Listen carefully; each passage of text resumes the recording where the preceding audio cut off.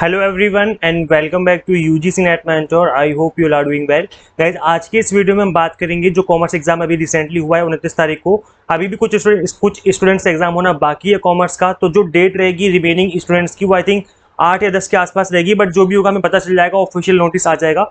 जिनका exam already हो चुका है कॉमर्स का, उनके बारे में बात करेंगे हम कि यहाँ पर उनका पेपर ईजी आया था फिर टफ आया था, किस तरीके का पेपर था, on the feedback of students की स्टूडेंट्स ने क्या बताया, किस तरीके से चीज़ें रही हैं।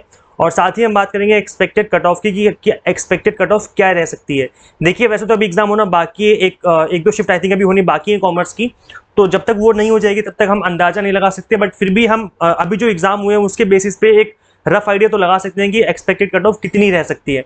तो चलिए स्टार्ट करते हैं और इस क्लास में डिस्कस करते हैं इन चीज़ों को। मेक श्योर कि आप आराम से पूरी वीडियो एंड तक देख लें ताकि आपको हर चीज़ अच्छे से समझ में आ जाए। गाइस अभी तक चैनल को सब्सक्राइब नहीं किया है, सो मेक श्योर आप इस चैनल को सब्सक्राइब कर लें, साथ ही बेल आइकन प्रेस कर लें। एंड अभी तक टेलीग्राम ग्रुप ज्वाइन नहीं किया तो कर लेना, इससे भी आपको टाइम टू टाइम अपडेट मिलते रहते हैं। साथ ही आप हमें इंस्टाग्राम पे फॉलो कर सकते हो यूजीसी नेट मेंटर के नाम से। दिस इज अबाउट मी, जैसे कि आप सभी को पता होगा। ओके सो गाइस देखिए, कल मैंने रात को एक वीडियो अपलोड करी थी, रात को 11 बजे के आई थिंक 11 या 11:30 बजे के आसपास मैंने इस रात में इस वाली वीडियो को अपलोड किया था, जिसमें मैंने कल हुए एग्जाम के क्वेश्चंस बताए थे कि किस तरह के क्वेश्चन पूछे गए थे और उनका आंसर क्या था। एग्जैक्ट आंसर मैंने आपको बताया था। तो अभी तक वीडियो नहीं देखा तो देख लेना। इस वीडियो के लिंक आपको इसी वीडियो के description box otherwise comment box में मिल जाएगा। अदरवाइज आप हमारे चैनल पे विजिट करके भी इस क्लास को देख सकते हो। इसमें मैंने फुल पेपर का एनालिसिस किया था, किस तरह के क्वेश्चन बने थे, उनका आंसर क्या था। अब गाइज देखिए, अगर हम बात करेंगे कि एक्चुअल में हो क्या रहा है, तो गाइज इन चीजों पे आपको फोकस करने की जरूरत है। दैट इज की एग्जाम में कंसेप्चुअल बेस्ड क्वेश्चन पूछे जा रहे हैं। Conceptual based in the sense कि आपने कोई टॉपिक पढ़ा, उस टॉपिक पे जो डायरेक्ट क्वेश्चन है वो नहीं बन रहा है, इनडायरेक्ट तरीके से आपसे कंसेप्ट आपके कितने क्लियर हुए हैं वो आपसे पूछा जा रहा है। जैसे मैं एग्जांपल देता हूं, WTO है, वर्ल्ड ट्रेड ऑर्गेनाइजेशन। आपने क्या पढ़ा होगा कि एस्टेब्लिश कब हुआ, इसके चेयरमैन कौन है, इसके अंदर कंट्रीज कितनी आती हैं, आपने यही पढ़ा होगा। इसका हेडक्वार्टर कहाँ है, यही पढ़ा होगा आपने, है ना। तो इसका मतलब है कि आपने चीजों को रटा है, क्योंकि ये तो कोई भी रट लेगा। WTO के से रिलेटेड आपको सारी चीजें कवर करनी है। जैसे इसका फॉर्मेशन कब हुआ था, किस ईयर में हुआ था, कैसे किया गया था, उसके पीछे की कहानी क्या है, सब कुछ ही अच्छे से कवर करना है। मतलब आपको सारी चीजें पता होनी अब जरूरी है, तभी आप इस तरह के क्वेश्चंस का आंसर कर पाओगे जिस तरह के क्वेश्चन पूछे गए थे कल एग्जाम में। अब मैं बिल्कुल भी आपको डरा नहीं रहा, मैं ये नहीं कह रहा कि डायरेक्ट क्वेश्चन नहीं आ रहे। डायरेक्ट क्वेश्चन भी एग्जाम में पूछने को मिल रहे हैं, देखने को मिल रहे हैं। तो ऐसा नहीं कि डायरेक्ट क्वेश्चन नहीं है, लेकिन संख्या काफी कम है। डायरेक्ट क्वेश्चन भी है लेकिन काफी कम संख्या में देखने को मिले। स्टेटमेंट बेस्ड क्वेश्चन पूछेगा, जहां पर स्टेटमेंट 1 गिवन होती है, स्टेटमेंट 2 गिवन होती है। अब आपसे पूछा जाएगा कि बताओ इसमें दोनों ट्रू हैं या दोनों गलत हैं, या एक सही है एक गलत है, या दोनों गलत है। इस तरीके के क्वेश्चन भी एग्जाम में देखने को मिले। तो अब ये क्या है गाइस, ये भी आपका इनडायरेक्ट क्वेश्चन का पार्ट है, जहां पर अगर आपने कॉन्सेप्ट पढ़े हैं तो ही आप इस तरह के क्वेश्चन का आंसर कर पाओगे। अदरवाइज आप इस तरह के क्वेश्चन का आंसर नहीं कर पाओगे, प्रॉब्लम में फंस जाओगे। तो गाइस करना क्या है, आपको अपने कॉन्सेप्ट को क्लियर करने की जरूरत है। चीजों को रटने पे ध्यान मत दो, कंसेप्ट को समझो कि बोला क्या जा रहा है, और उसके उसकी प्रैक्टिकल अप्रोच है उसको आपको समझने की जरूरत है। और मैं जब भी क्लास लेता हूं, जब भी मैं किसी टॉपिक को पढ़ाता हूं, ना सिर्फ मैं आपको थ्योरी पढ़ाता हूं बल्कि मेरा फोकस इस बात पे भी रहता है कि आपको रियल लाइफ प्रैक्टिकल इसकी अप्रोच बताई जाए, ताकि आपको एक्चुअल में समझ में आए कि चीजें होती कैसे हैं। गाइस मैचिंग वाले क्वेश्चन मिले देखने को, बहुत सारे क्वेश्चन थे जिसमें मैचिंग करनी होती है आपको ऐसे ऐसे करके। इसमें एक अकाउंटिंग स्टैंडर्ड का क्वेश्चन था जिसमें मैचिंग करनी थी। इसके अलावा इंटरनेशनल बिजनेस की, इंटरनेशनल ट्रेड की जो थियोरीज होती हैं, इसमें मैचिंग वाला क्वेश्चन पूछा गया था। इसके अलावा कुछ कंपनीज के टैगलाइन वाला क्वेश्चन था जिसमें मैचिंग वाले क्वेश्चन पूछे गए थे, और एक दो क्वेश्चन थे जिसमें मैचिंग वगैरह जो थी गिवन थी। तो गाइज मैचिंग वाले क्वेश्चन भी आपको प्रिपेयर करने हैं। ये मत समझो कि मैचिंग के क्वेश्चन नहीं आते, मैचिंग के क्वेश्चन भी आपके एग्जाम में पूछे जाते हैं। इसके अलावा गाइज असर्शन रीजन। अब देखिए गाइज, असर्शन रीजन एक ऐसा टॉपिक है जो कि पेपर 1 पेपर 2 दोनों में बन रहा है। पेपर 1 में भी होते हैं, पेपर 2 में भी होते हैं आजकल ऐसे क्वेश्चन। तो मैंने वैसे असर्शन रीजन पे टिप्स एंड ट्रिक्स वाली एक वीडियो बना दी आप लोगों के लिए। इसका लिंक दे दूंगा इस वीडियो के डिस्क्रिप्शन बॉक्स का और कमेंट बॉक्स में, वहां पे जाके एक बार गो थ्रू कर लेना, बिकॉज ये वाली वीडियो भी काफी इंपॉर्टेंट रहने वाली है। अगेन गाइज, असर्शन रीजन में आपको यही बोलूंगा कि आप तभी इस तरह के क्वेश्चन को अच्छे से अटेम्प्ट कर पाओगे अगर आपके कंसेप्ट क्लियर है। अगर कंसेप्ट क्लियर नहीं है तो आप असर्शन रीजन के क्वेश्चन इजिली हैंडल नहीं कर पाओगे। काफी सारे क्वेश्चन इनडायरेक्ट देखने को मिले, जैसे आपके कोई भी टॉपिक ले लो, किसी भी टॉपिक को उठा लो। अगर आपने उस टॉपिक को पढ़ रखा है और उससे रिलेटेड क्वेश्चन बना, फिर भी स्टूडेंट उस क्वेश्चन को अटेम्प्ट करके नहीं आ पाए। क्यों? क्योंकि क्वेश्चन इनडायरेक्ट वे में पूछा गया था, डायरेक्ट क्वेश्चन नहीं पूछा गया था। तो इसलिए आपको अपने कॉन्सेप्ट क्लियर करने की जरूरत है। मैं आपको गाइस बताऊंगा कि कैसे करें इन चीजों को, हम हैंडल कैसे करें, ऐसा क्या करें हम जिससे कि हम इन पे ज्यादा से ज्यादा जो है इस तरह के क्वेश्चन को हम सही करके आ पाए। गाइस देखिए रीडिंग कॉम्प्रिहेंशन अब कॉमर्स के सब्जेक्ट में और मैनेजमेंट में दोनों में ही 2 क्वेश्चन बनने लगे हैं। अब 2 क्वेश्चन का मतलब है कि हर क्वेश्चन में 5, एक क्वेश्चन में 5 होते हैं, 5 क्वेश्चन होते हैं एक रीडिंग कॉम्प्रिहेंशन में, मतलब टोटल 10 क्वेश्चन, और हर एक क्वेश्चन 2 नंबर का है, मतलब 20 नंबर, 20 मार्क्स बहुत ज्यादा नंबर होते हैं गाइस। तो 20 मार्क्स पे आपको कमांड करने की जरूरत है, मतलब कहने का कि रीडिंग कॉम्प्रिहेंशन पे आपको कमांड करने की जरूरत है। वैसे मैं बता दूं कि रीडिंग कॉम्प्रिहेंशन मैंने आपको बहुत ही इजी वे में समझाया हुआ है कि किस तरीके से आपको हैंडल करना है, बट फिर भी अगर टफनेस लेवल बढ़ता है तो चीजें जो है आपको टफ लगती हैं, और डेफिनेटली ऐसा हुआ, देखने को मिला भी। रीडिंग कॉम्प्रिहेंशन के पहले मैं बता दूं कि अगर आपको नहीं आता है तो आप हमारी यूजीसी नेट मेंटर सर्च करना यूट्यूब पर, और आगे लिख देना रीडिंग कॉम्प्रिहेंशन, तो वो वाली वीडियो आ जाएगी, देख लेना। वैसे मैं बताऊंगा इस, तो जो स्टूडेंट्स ने बताया कि जो रीडिंग कॉम्प्रिहेंशन था उसमें एक क्वेश्चन तो बहुत टफ था और एक क्वेश्चन कंपैरेटिवली काफी इजी था, इसके आंसर निकालने काफी इजी थे। तो अब क्या है कि इन्होंने थोड़ा चालाकी करना स्टार्ट कर दिया है कि जो क्वेश्चन है वो डायरेक्ट आपके अनसीन पैसेज से नहीं आता, उसके कॉन्टेक्स्ट में क्वेश्चन पूछे जाते हैं कि जो भी आपने पढ़ा समझा उसमें बताओ अब इसका आंसर क्या होना चाहिए। तो इन चीजों का थोड़ा सा ध्यान रखना है। मैं कोशिश करूंगा कि अपकमिंग डेज में इसी चैनल पे मैं आपको कॉमर्स से रिलेटेड कुछ अच्छे से अच्छा कंटेंट डिलीवर करने की कोशिश करूं, जिसमें मैं आपको प्रीवियस ईयर के क्वेश्चंस के एमसीक्यूज भी करवाने वाला हूं। प्रीवियस ईयर के क्वेश्चन के साथ साथ मैं आपको रीडिंग कॉम्प्रिहेंशन जो कि कॉमर्स से रिलेटेड होंगे उनकी प्रैक्टिस भी करवाऊंगा। सो अपकमिंग डेज में इस चैनल पे आपको कॉमर्स और मैनेजमेंट से रिलेटेड काफी अच्छा कंटेंट मिलने वाला है। So make sure guys subscribe जरूर कर ले चैनल को। आप चैनल को सब्सक्राइब नहीं करते यार, सब्सक्राइब कर लो फटाफट से। आप गाइस देखिए, अगर हम बात करें कि एक्सपेक्टेड कट ऑफ क्या रहने वाली है, तो देखिए इसमें 2 चीजें हैं। पहली चीज तो ये कि अभी कुछ स्टूडेंट्स का एग्जाम होना बाकी है, अभी कॉमर्स के काफी सारे स्टूडेंट्स अभी बचे हुए हैं, तो उनका एग्जाम हो जाएगा तब एक और अच्छा हम आइडिया लगा पाएंगे। बट अभी तक जो एग्जाम हुए हैं उससे आइडिया लगाने के लिए हमें प्रीवियस ईयर कट ऑफ पे जाना पड़ेगा कि प्रीवियस ईयर का क्या ट्रेंड था, और उसके आसपास ही कट ऑफ रहती है। ऐसा नहीं कि कट ऑफ अगर पिछले साल 60% थी तो इस बार 90% हो जाएगी, या इस बार 30% हो जाएगी, इतना ज्यादा गैप नहीं होता, 2-4-5% ऊपर नीचे हो जाती है।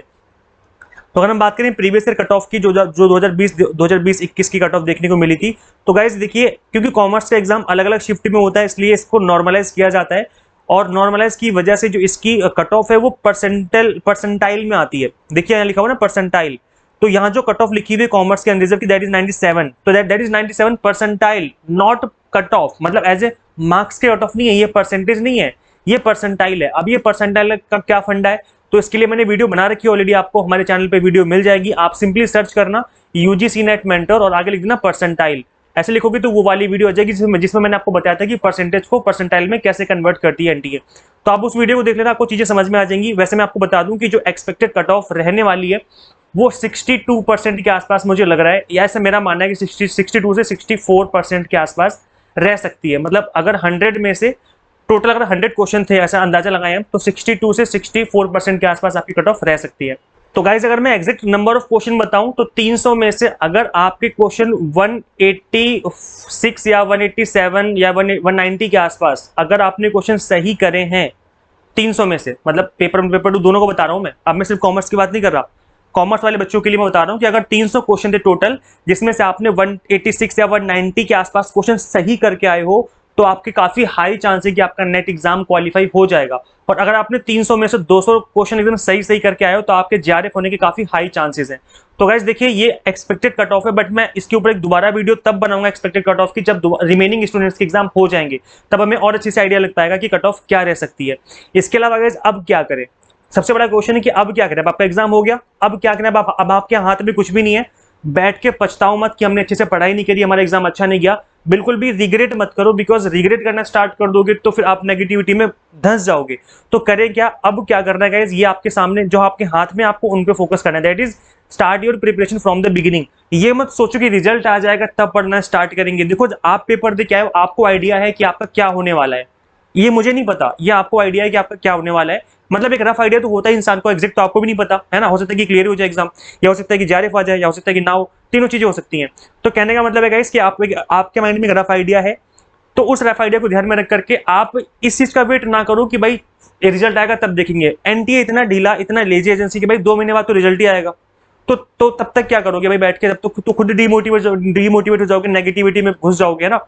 तो इस चीज का वेट ना करो कि रिजल्ट आएगा तब पढ़ेंगे, या जब फॉर्म निकलेंगे नवंबर दिसंबर के महीने में तब पढ़ना स्टार्ट करेंगे, या ये सोच लो कि यार मैंने तो पहली पढ़ाई कर रखी है, एग्जाम आएगा तो पढ़ लेंगे, रिवाइज कर लेंगे। यार यही गलती करते हो आप, यहीं पर बहुत बड़ी गलती करते हो, तभी एग्जाम क्रैक नहीं होता। देखिए कॉमर्स यूजीसी नेट की अगर हम बात करें तो एक नेशनल लेवल का एग्जाम है जिसका अब जो है टफनेस लेवल एक बहुत अच्छा खासा बढ़ा दिया गया है। और सिलेबस की बात करें तो पेपर 1 पेपर 2 मिला के सिलेबस बहुत बड़ा सिलेबस होता है आपका दोनों पेपर का मिला करके, तो सिलेबस काफी बड़ा है।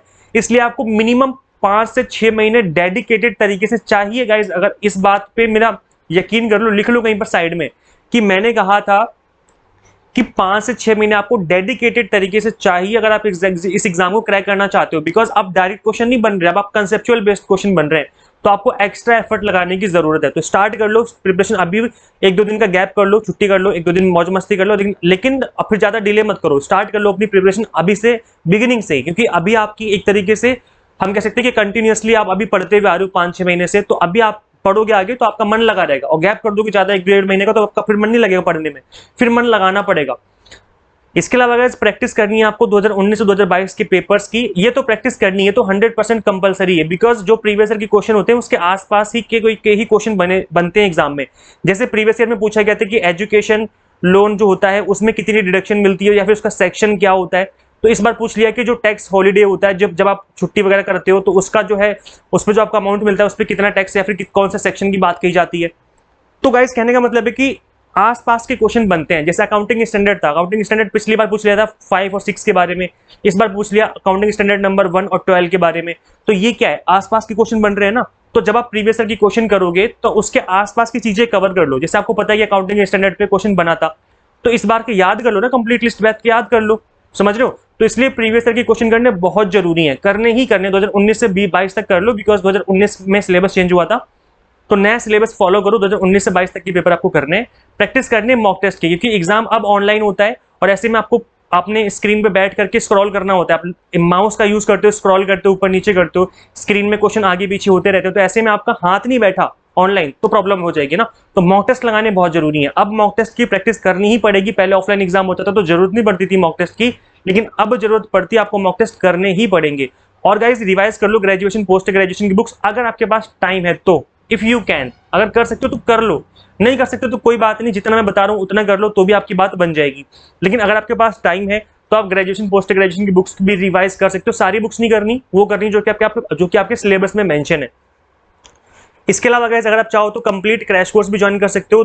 कल 1 अक्टूबर है, कल 1 अक्टूबर है, कल से कोर्स स्टार्ट हो रहा है। आप इस बैच को ज्वाइन कर सकते हो जो नेक्स्ट 6 मंथ का बैच बनने वाला है। यहाँ पर आप इसका पार्ट बन सकते हो। आप देखेंगे यहाँ पर पेपर 1 भी अवेलेबल है, पेपर 2 भी अवेलेबल है, कॉम्बो कोर्स भी अवेलेबल है। आप चाहो तो ओनली कॉमर्स और या फिर चाहो तो ओनली पेपर 1 दोनों अलग से भी आपको अवेलेबल हो जाएगा इस प्लेटफॉर्म पर। देखिए मैं कॉमर्स का कोर्स ओपन करके दिखाता हूँ। जैसे हम इसको ओपन करेंगे आप देखेंगे कि ऑल 10 यूनिट्स, यूनिट 1 2 3 4 5 6 7 8 9 10, हर एक यूनिट का कंप्लीट कंटेंट यहाँ पर कवर किया हुआ है। जैसे लीगल एस्पेक्ट ऑफ बिजनेस का मैं दिखाता हूँ। आप देखेंगे यहाँ पर इंडियन कॉन्ट्रैक्ट एक्ट है class number 1, free consent, special contract, sale of goods act, negotiable instrument act. आप देखेंगे जितने भी आपके सिलेबस में मेंशन है हर एक टॉपिक को बहुत अच्छे से कवर किया हुआ है। कंपनीज एक्ट देखिए, कंपनी फॉर्मेशन कैसे होती है, limited liability partnership competition act, information technology act, RTI act, intellectual property rights, goods and services, GST part 1 2 3 करके इस तरीके से चीजों को कवर किया है। और सबसे अच्छी बात ये गाइस कि यहाँ पर आप देखेंगे कि जो लेक्चर्स की लेंथ है ना, 25 minute, 27 minute, 25 minute, 24 minute, 40 minute, 32 minute, ये ऐसे नहीं कि 1 घंटे 2 घंटे के लेक्चर जिसमें आप बोर हो जाओगे, और ऐसा भी नहीं कि 10-10 मिनट के लेक्चर्स को कुछ पढ़ाया ही नहीं। तो ऐसे में मैंने लेक्चर की लेंथ रखी 30 मिनट के आसपास, जिसमें आप इफेक्टिव तरीके से स्टडी कर सको, ना बहुत लंबे हो कि आप बोर हो जाओ, ना बहुत कम हो कि कंटेंट ही नहीं है उसमें, है ना।